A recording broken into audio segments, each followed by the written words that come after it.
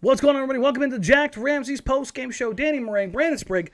Blazers win a complete snooze fest of a game, probably the least interesting game of the entire season. I don't know if Brandon sits on that, but 98-88. Blazers win their second game of the road trip. People are panicking. Dogs are lying with cats. It's the end of the world. The tank is not working anymore, Brandon Sprague. It's the first comment in the chat for James Barker. What happened to tanking? Yeah. What happened to tanking? They're going to get absolutely waxed against Miami, but let me just tell you right now, I am concerned. Like, it's a stupid thing to say, but I'm a little concerned.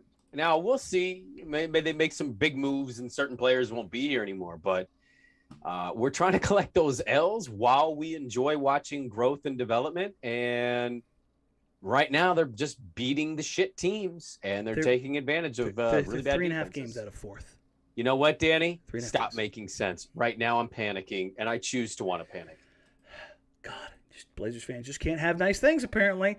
You know how you can have nice things? Subscribe here to the Jack Ramsays podcast. Live show, mailbag, all of the good things. If you're new here, welcome. We appreciate you. We love you. If you're not, welcome back. We love you too. Like, rate, review, subscribe. Help us grow the show on our way to 2,500 subscribers. The ultimate goal, I would say, I think, right now, let's get to 3,000 by the end of the season. Oh, that'd be awesome.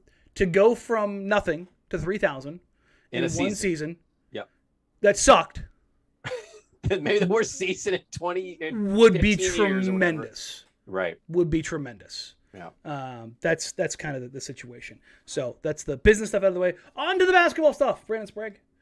Are we too good to tank? Let's get that out of the way. No. The Magic, as we talked about coming into tonight, are you want to see out a tank? Shit. Boom. This is how you tank. Yeah. Yep. And they turned it on. But, as I said, according to Tankathon, right now, Orlando, Detroit, Houston, those are your three worst. Oklahoma City is at 14-28. The Blazers are 18-25. 3 out of their last 4 have been wins. Oklahoma City's starting to kind of play a little better. Yeah, the Pacers are 15-29. Here's the deal. Over the next 2 weeks, a lot can happen, including getting your ass kicked by Miami, getting your ass kicked by Boston, and getting your ass kicked by Toronto.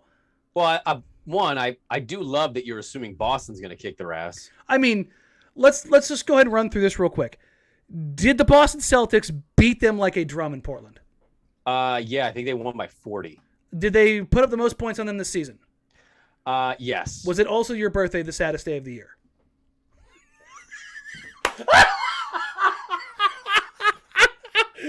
Just, don't cut you mid-head nod.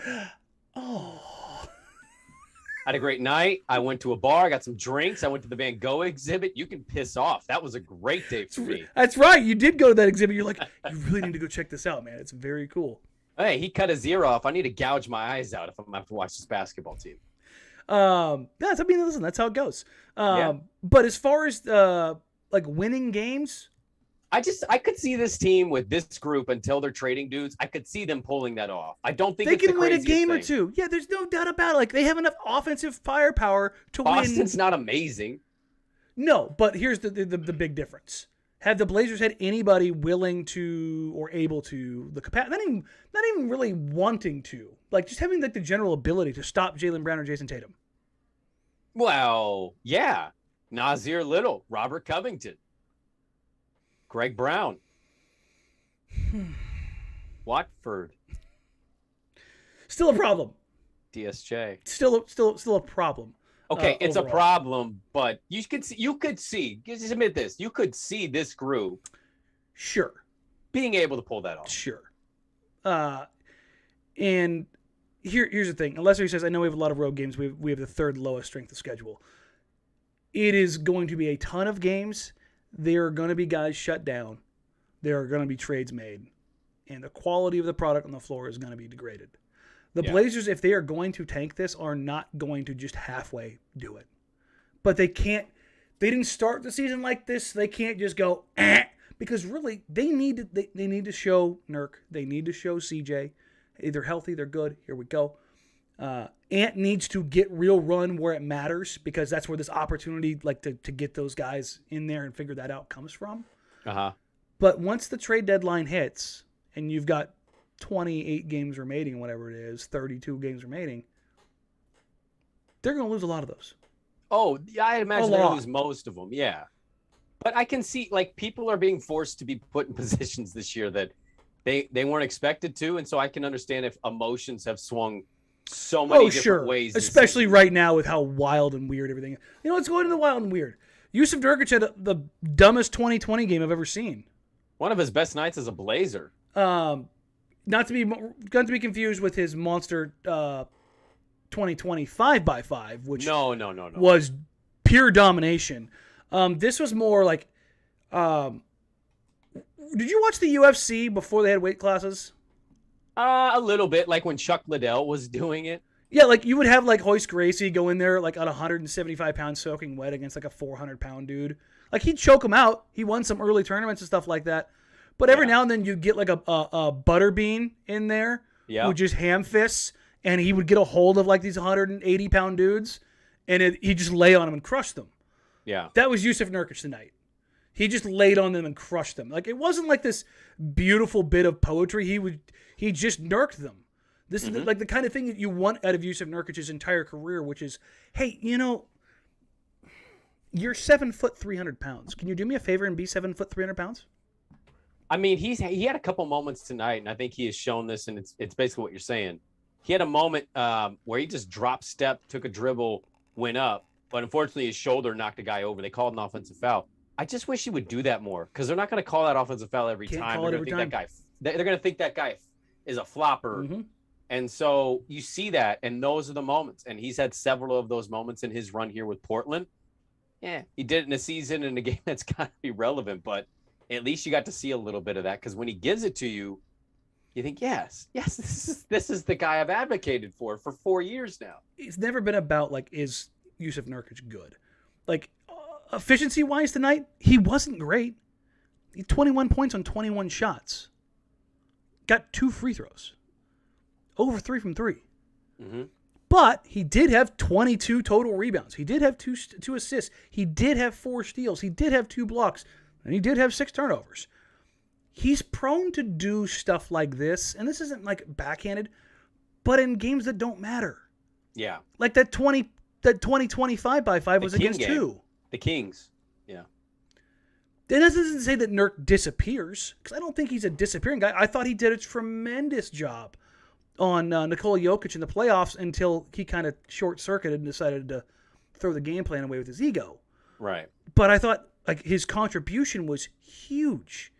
Like, and then that's not the thing. Like, so trying to marry those two things together, the Jusuf Nurkic contribution with the box score and the consistency, that's always been the Nurk problem.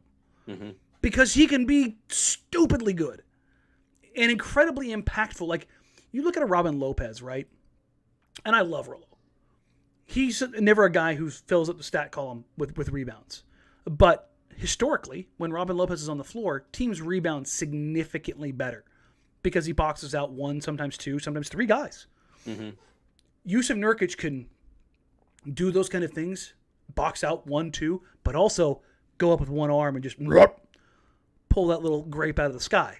Yeah. And you see him do stuff like that, and that's kind of like how he rebounded tonight, which was, let me go ahead and keep, the poor Wagner brothers fighting up 3 or 4 weight classes, maybe 5 against Jusuf Nurkic on the glass, and I was like, oh, buddy, you don't have a chance.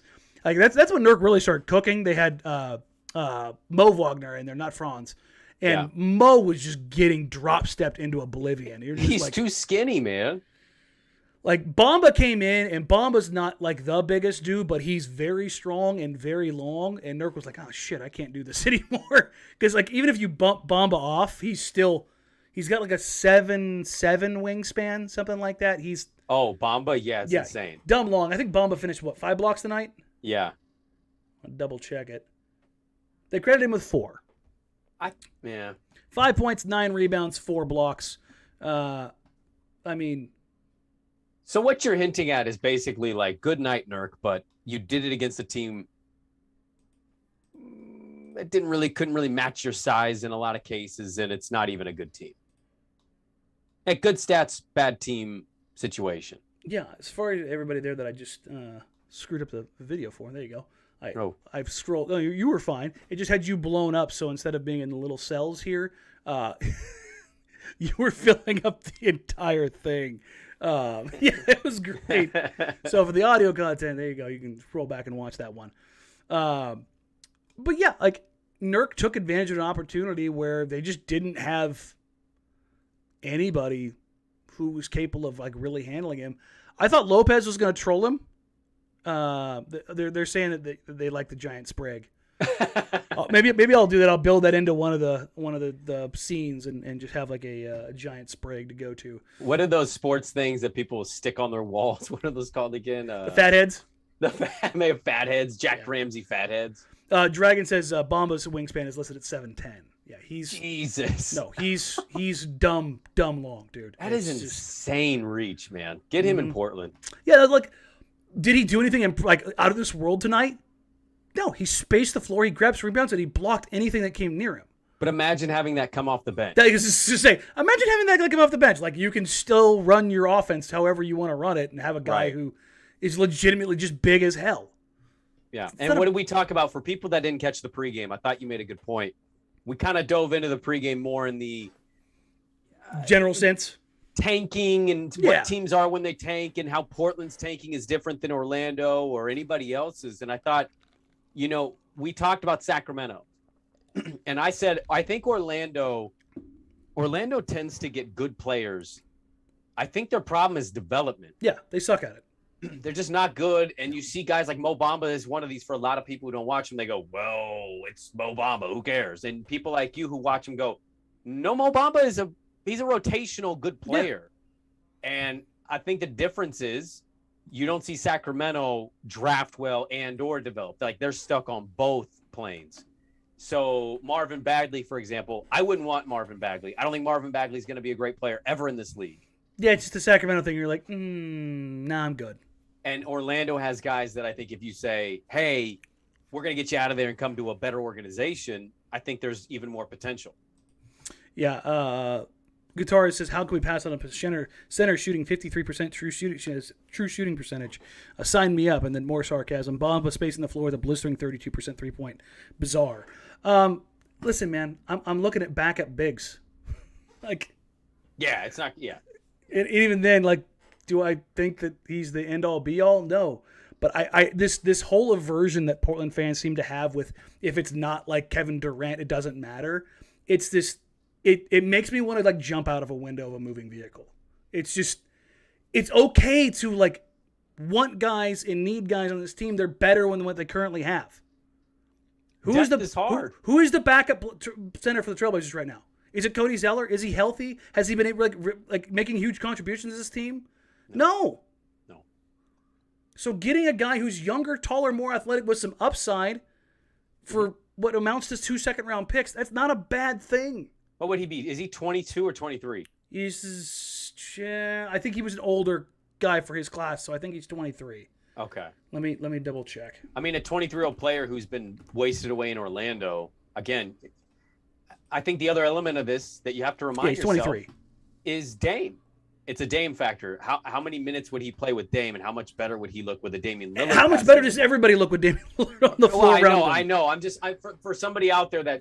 No, that's what I'm saying. With to look to your point is like, that's the thing. Like, Mo Bamba's never played with a point guard. Never. Yeah. Like Fultz is Cole Anthony. I think is more of a combo guard. Mm-hmm. But none of those guys have ever. Well, he had Elfrid Payton. Mo Bamba's never played with a point guard.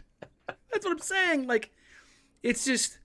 Depth is hard. I think what we've learned in Portland, depth is hard. If you can get a 23-year-old, rim running center who can maybe shoot some threes a little better than what he currently is, like, you would take that. Like, if he turned into a 35% three-point shooter and run some pick and pop or, run the floor a little bit with Dame or anybody, it's like, it's not a bad thing to get younger, longer, stronger, more athletic. Those are never bad things. It feels like 3 years ago or 2 years ago, we were clamoring for them to go sign Nerlens Noel. Be like, hey, give us some defense off the bench. You would get that. You would get a better version of that with far more upside.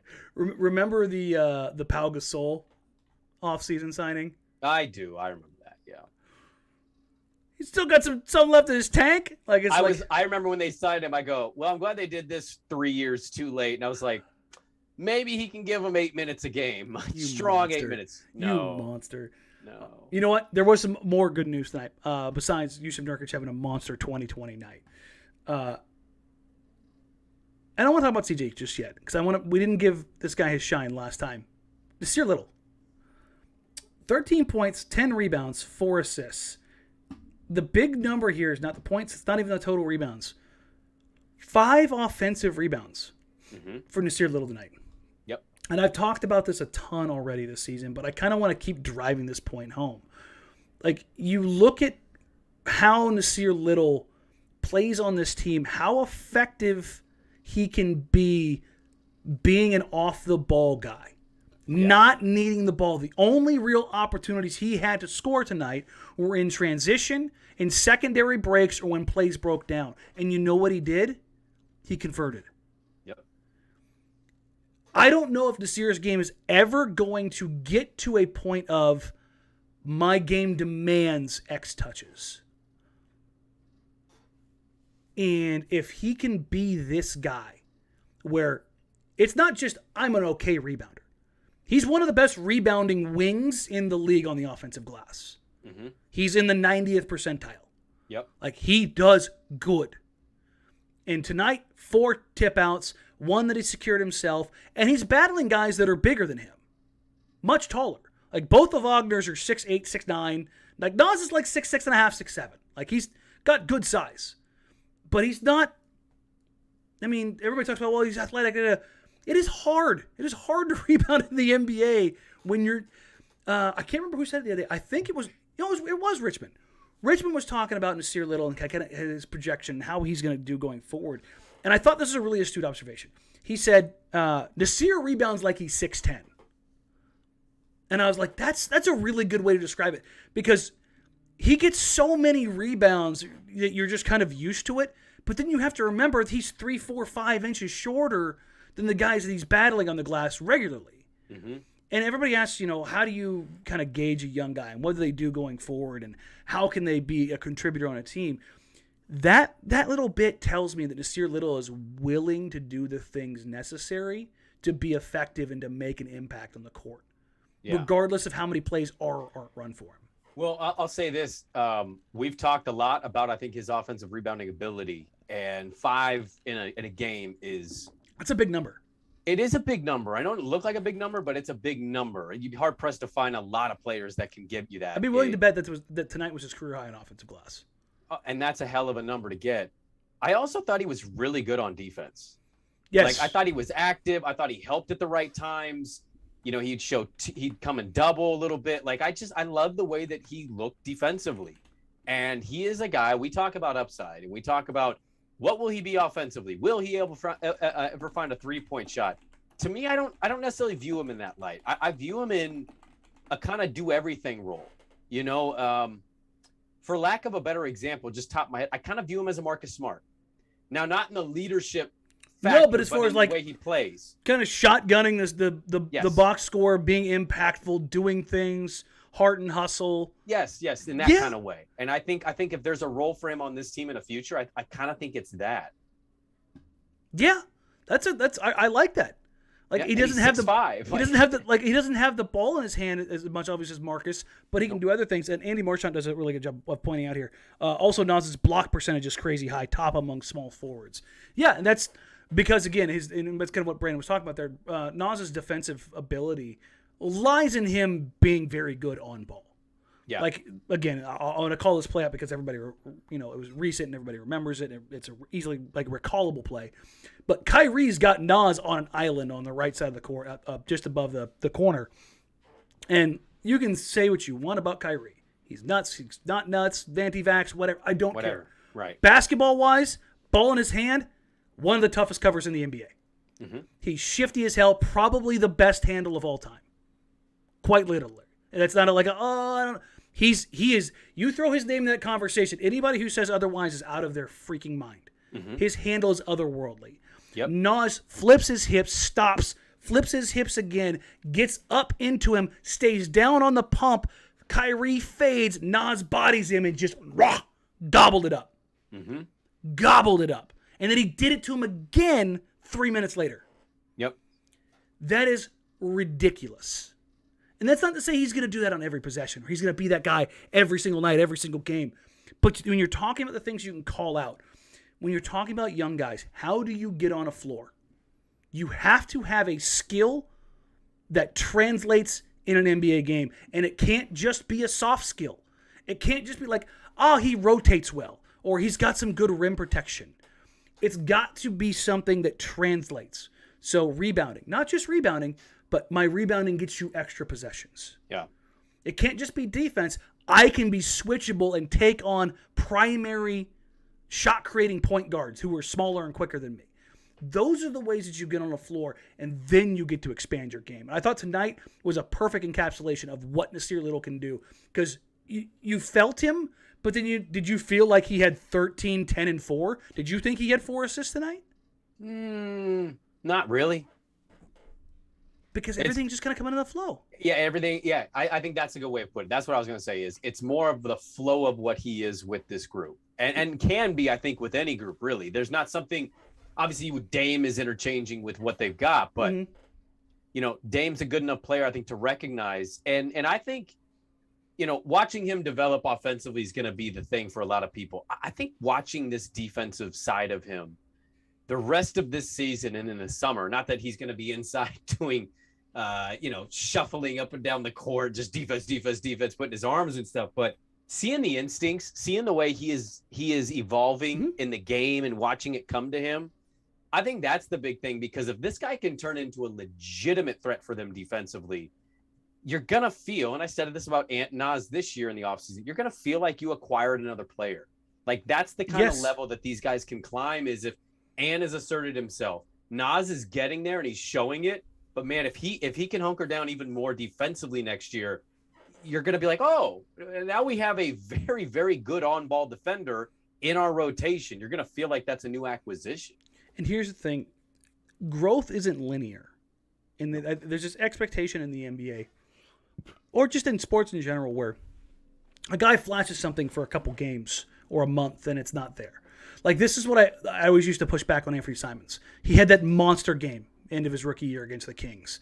And then all of a sudden everybody's talking about, oh, he's ready, he's this, he's that. I'm like, it's going to be still a little while. I firmly believe in him, but it's going to be a while. Then he has a couple games and looks good, and then the Carmelo Anthony comes along and it's kind of derails some stuff. And then they come in the next season and he's hyped up. He's going to be the backup point guard, but his backup point guard duties are just kind of stand there and get out of the way. Give the ball to somebody else to get out of the way. Yeah. But you can see these few moments where some injuries happen and like, growth. Mm-hmm. But then just like right now, he's playing out of his mind. What happened in the month of December, Brandon? Ant can shoot to save his life. His worst shooting month of his career. Yep. But because there's the inconsistency. And the same thing with Nassir Little. I think what you're starting to see over these last couple weeks is Nas getting more comfortable in this role. Understanding what expectations are. What he can do from here. And just to confirm, this was a career high in offensive rebounds tonight. And it tied his career high of 5 offensive rebounds. And you know what the other night was, Brandon? What? Nassir Little's 30-point effort against the Milwaukee Bucks. Oh, yeah, okay. Another night when what? He was allowed to just be himself. Yep. And I think that's, when you're looking at something to kind of be an indicator, is that both for Ant and Nas, in that right now these indications are, when given opportunities, this is who these guys are. They can tell you with their mouths who they are. But their games indicate that Anfernee Simons can be a run-an offense. That Nassir Little can be more. He can be a hustle guy, but he can be a hustle guy who can knock down some threes, who can take on primary assignments, and can be a transition nightmare. Yeah. Like, those are like, I always say Gerald Wallace with a jump shot when I come to Nas. I think I'm more leaning towards Gerald Wallace Wes Matthews kind of a hybrid. Like, because he's not quite as big as Gerald. No, well, Gerald was a effing tank. Yes, built like a brick shithouse, and he was 6'7", 6'8". Like Gerald Wallace would have been an absolute monster in the National Football League. Like, that's the kind of physicality we were talking about. Like Ed Reed type shit. But he can't quite shoot like Wes. Like, I think the hybrid model of what you're talking about is that's the thing, though. Fits. Yeah. Wes, remember, for let me give a little basketball history for everybody who doesn't know. Wes Matthews couldn't shoot for shit coming out of college. No. In fact, I remember him in Utah. He wasn't a guy that you were like, oh, Wes is dangerous from three. They took him off the floor specifically because he could not shoot. Yeah. And do you know what Wes did? He begged and begged and begged Jeff Hornacek to work with him. And finally Hornacek was like, shut up, dude. Fine. And he just worked his ass off night after night after games. And all of a sudden that Sloan's like, shit, I got to play this guy. Mm-hmm. I can't take him off the floor. He's knocking down shots. And then it's a little bit more. And then a little bit more. And Wes Matthews, I will use him till the day I die as the rarest of rare NBA players. He was a role player who came back with something new in his game every single year. I've never seen any role player in my life do that in any sport. Just come back, just being able to do something new and different every single time. What's the score in the game? The Rams just scored again, 28-0. You had that look like something else had just happened. That's I'm sorry. Like. I'm listening. No, I got it real quick. No, I 100% saw it. I was like, hey, Odell has more passing yards in the third quarter than Kyler. He just threw like a 35, 40-yard bomb. If Kyler's name was Carson Wentz, people would be roasting this dude right now. Like, I've said this before. Kyler Murray gets one of the biggest passes in sports, man. Because he's cute. He is cute. And then when he runs, he like... Yeah, little tiny legs. Yeah, listen, man. He looks like Mini-Me running at Austin Powers. Yes. You know what I mean? I 100% know what you mean because I look the same. Sorry, I don't want to interrupt. My legs, my legs are this long. It happens. I think what you're getting at, though, is... Things starting to fit. Like. Starting to fit, and I think what you're hinting at though is just the ability to allow players to grow. You know, like let's withhold some of the judgment on Nas and what he is or is not going to be offensively. Like I think there's maybe a tiny contingent of people who are like, he's not a shooter. Well, I mean, I'm not telling you he's the best shooter, but let me get him a whole damn season of getting shots up.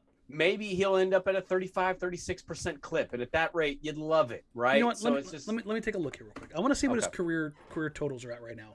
And where is he at just on the season too? If you got it. Yeah. So total 3-point attempts, he has taken 275. Yeah. He's taken 136, which is more than he took in his first two seasons combined. Yeah. Right now, he's a career 32% 3-point shooter. Mm-hmm. And you know what? That doesn't say a damn thing.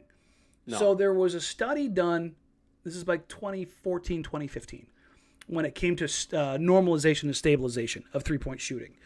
The theory was working with shooters, working with data sets. You wanted at least 750 3-point attempts before the noise kind of got away. Shooting has gone up so much that so many guys are shooting more that we have more data all of a sudden. It's actually less than that. It's closer to 500. Nas is at half of that. Yeah. So we haven't normalized his 3-point percentage yet. We don't know what he is as a shooter. I mean, Steph has shot more threes halfway through a season than Nas has his whole career. Yes.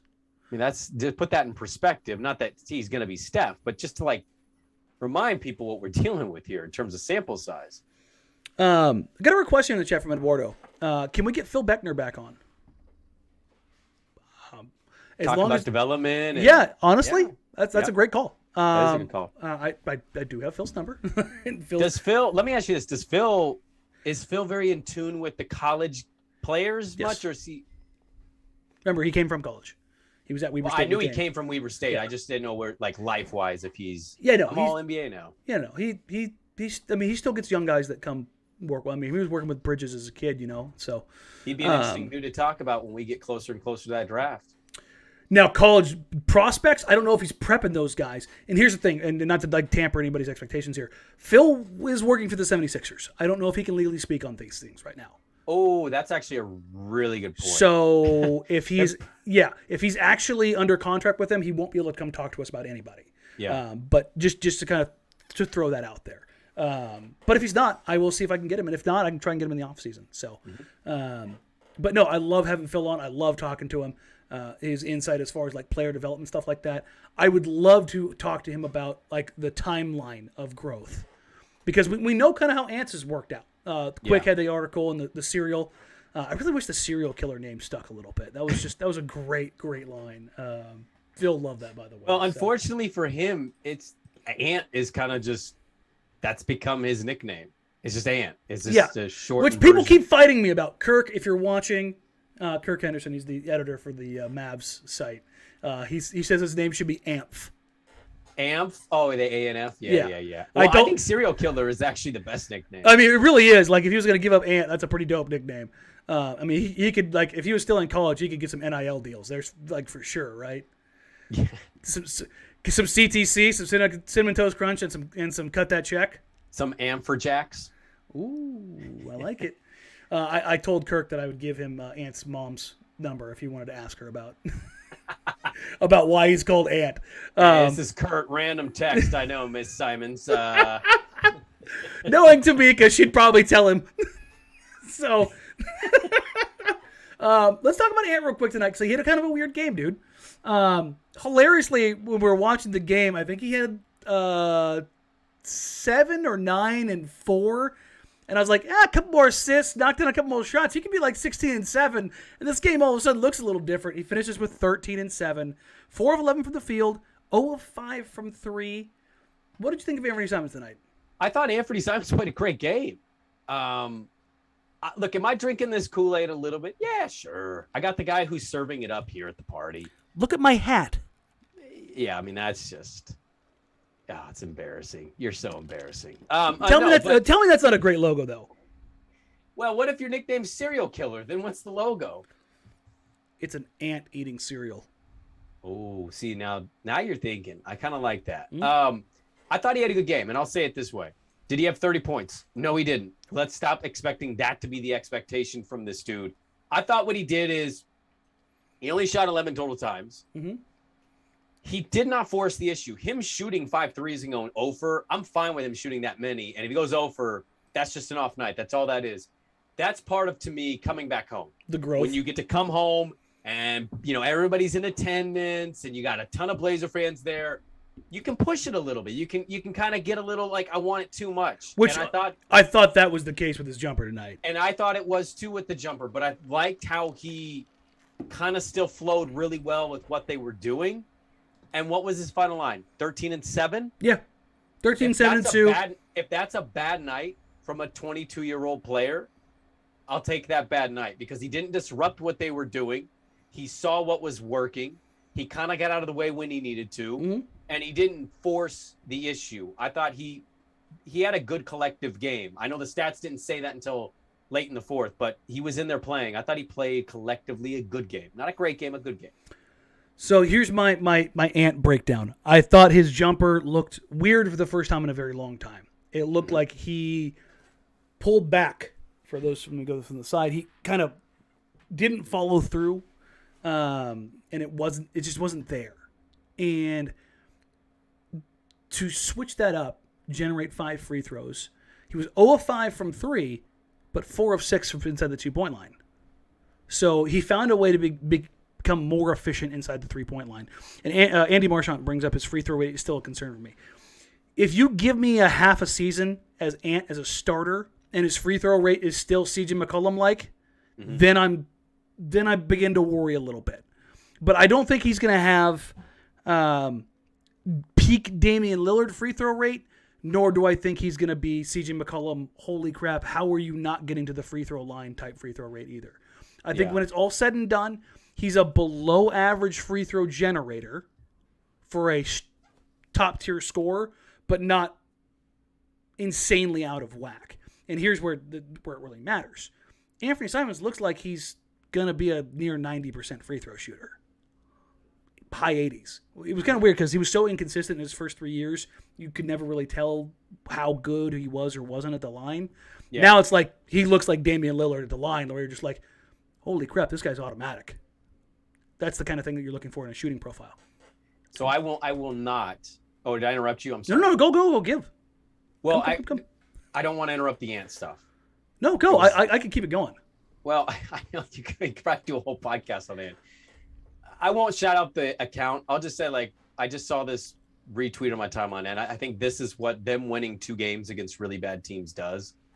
And it basically is like the Blazers either need to make a trade to go all in for this season, or they need to tank, but they need to make that decision now. Like, I think they don't. It's just it's gonna happen. I know. We know. But I told you, when they start winning these games, after everybody mentally had put themselves in a point of take time, now they're starting when they go, look how quick that was. Yeah. 2 games for some people to go. I told you it was going to happen. They were going to win. They were going to win a couple games early on this road trip, and I pegged Washington and Orlando as the games. And I was like, everybody's going to go crazy, and they're going to lose their next 3, and nobody's going to care. It's don't take this wrong, because I'm lumping myself into this. It's the biggest weakness of this fan base there is. It's not even close. It's not a contest. Whatever is going on that's counter to it, yes. It's like, oh God, it's the boogeyman, because this fan base is so conditioned to just shit going wrong. There's Brandon Roy, Greg Oden, Sam Bowie, Michael Jordan, Shaq to Kobe to Shaq, like not scoring a single point in the final 6 minutes of Western Conference Finals. Like, so many things that have just been cripplingly bad. Jordan shrug, like, it's just, yeah. Piston series. Yeah. I mean, you just start looking at it and you're just like, Jesus Christ. You know what the great thing about it is, though, Brandon? Yeah. We're not Cowboys fans.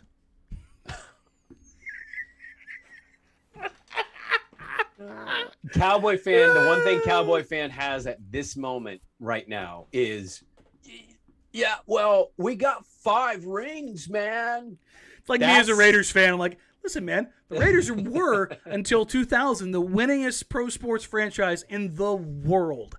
In all of the main professional sports, not just the North American Big Four. Danny. You throw soccer in there, too. The Raiders had a 76% winning percentage as a franchise over like a 40-year period. Danny, I think the Cowboys have won 2 playoff games since 1996. Yeah. 2. Yeah. Shout out Joe Simons, who has been tweeting through it, ladies and gentlemen. I got to tell you, easily, the biggest flaw of him as a human being is the fact that he is a Cowboy fan. That's great. Me and him, I think we're the same age. Unless he's got a family tie in Dallas, I don't know how the living F you grow up in the 90s and don't become a Niner fan. It is what it is. I will say I have a soft spot for Daryl Johnston because I love Moose. Listen, I was a fullback growing up. My call sign in the Air Force was Moose. So, well, fun fact: my the producer of our radio show, Jason Swigard, I wore a Niner jacket on Friday just to have fun. He wore his cowboy gear. He busted out after he took his hoodie off. A 48? A Moose Johnson Dallas Cowboy jersey. I go, all the Cowboys you could have got, all of them. He went with Moose Johnson, and I said, fun fact: Moose Johnson was the only player on any Cowboy team I didn't hate. I was 100% approval rating for Moose. That dude's just good. Like, that dude's just good. And he's quiet. He wasn't yapping like Irvin or Dion. No. You know, Emmett, all this love. Just did it. God, I'm just like, okay. He had Larry Allen, but all right. There's another one in here. I saw it real quick talking about Anfernee Simons saying his floater game is on point. Here it is from Andy. Ant's floater game is looking awesome, too. Brandon and I were both watching it, and he hit the one where he pulled up like a step inside the free throw line. And I was like, what the hell is that? I've talked about this a little bit in some watch parties and probably told this story before. But Ant, for the first 2+ years in the league, was one of the last ones on the floor to work out. Because, the vets, they get ready and they go back to the locker room. The young guys always went out last. Yeah. And Ant was always out there with Jim Moran. And Ant would go through this stupidly long workout because he wasn't going to play. And he would go through these sessions of taking what felt like 50, 60 floaters over and over and over. And I was always wondering why he was airmailing this shit. I mean, just letting it go 3-4 feet above the rim, but it would come down, snap, snap, snap. And when he was hitting it, and when he wasn't, you could just see the frustration just building in over his face. And it was just, it was, I always wonder, like, what does this look like off the floor? And he said it was just something that he has really worked on, is figuring out that in-between game, because he still kind of struggles around the rim. That's his one shortcoming, I think, offensively. But like I said, Zach Lowe beat me to this the other day and talking about how he's been shooting so well. He's been shooting 53% on floaters. Do you know how ridiculous that is? That puts him what's in the normal? Give us an idea of the normal percentage. Low 40s is like a good percentage. And Ant's pretty high on volume. I was looking at this the other day. Since Ant has become a starter, his drive numbers are almost exactly that of Damian Lillard's. Wow, really? Yes.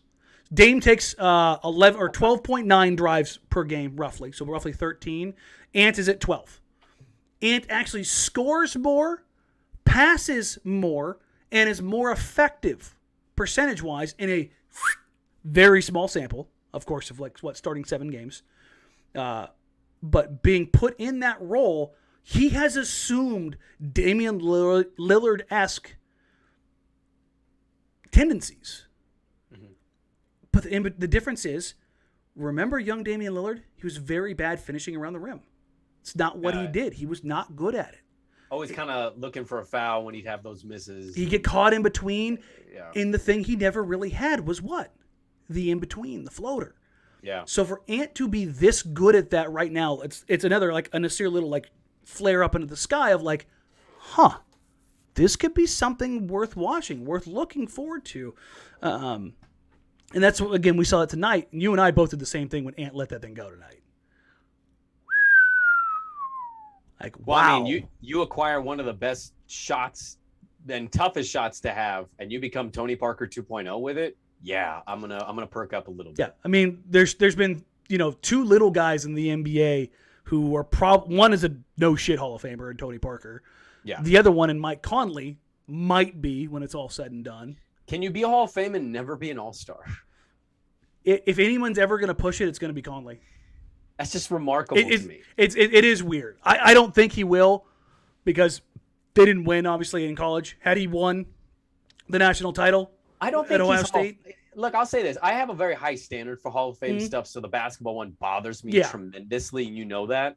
But if I told you Mike Conley was a Hall of Famer, would you really push back? I mean, I wouldn't want to fight you on it because I like Conley. I don't think he's Hall of Fame, though.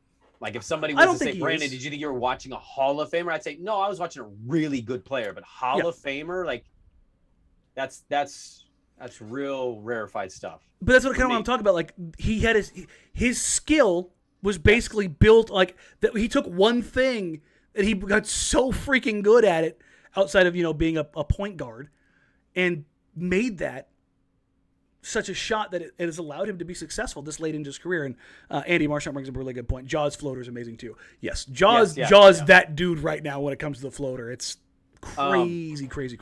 Am I wrong in saying you know what? Brendan Water just brought it up. That's right. Conley did make the All-Star game. He finally did make it last year. I keep forgetting that. So he has his one-time All-Star appearance. Oh, okay. Well, that's good to know, because with that, he'd be all he needs. Was he ever a 1 or 2 on a team? Because I think you want to instinctively say yes in Memphis. I don't know if he was, because that Gasol-Zebo situation was. I still think he was still a 1. Or, excuse me, not a 1, but a 2. Because he was a table setter for both those guys. Okay. Neither one of them could do it without Conley. No doubt. I won't argue that. No, I won't argue that. So, random tangent down the floater path there. But